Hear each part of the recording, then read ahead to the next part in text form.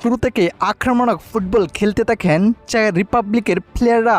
এতে মাত্র 6 মিনিটে অবিশ্বাস্য গোল করেন চেক রিপাবলিকের প্লেয়ার সাদিকেল।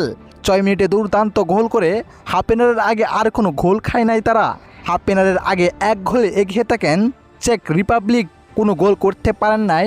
একের পর এক আক্রমণ করেও দক্ষিণ আফ্রিকা। তারপর দ্বিতীয় অর্ধের খেলা শুরু হয়। একের পর এক আক্রমণ দক্ষিণ আফ্রিকার। চেক রিপাবলিকের দুর্দান্ত ডিফেন্স। শেষ পর্যন্ত ভাগ্যের কাছে হেরে গেলেন চেক রিপাবলিক। নিজেদের ভুলেই ডি বক্সের ভিতরে ফাউল করার কারণে দক্ষিণ আফ্রিকা পেয়ে যায় পেনাল্টি। এতে 83 মিনিটে দুর্দান্ত পেনাল্টি করে দলকে সমতায় ফিরিয়ে আনেন দক্ষিণ আফ্রিকা। শেষ পর্যন্ত আর আক্রমণাত্মক ফুটবল খেলেও জয় তুলে নিতে পারলেন না চেক রিপাবলিক। 1-1 গোলে ম্যাচটি ড্র হয়। হয়তো তাদের ভুলের জন্যই ম্যাচটি হাত থেকে পুচকে গিয়েছে, নয়তো ম্যাচটি জিতেই নিতে পারতেন চেক রিপাবলিক।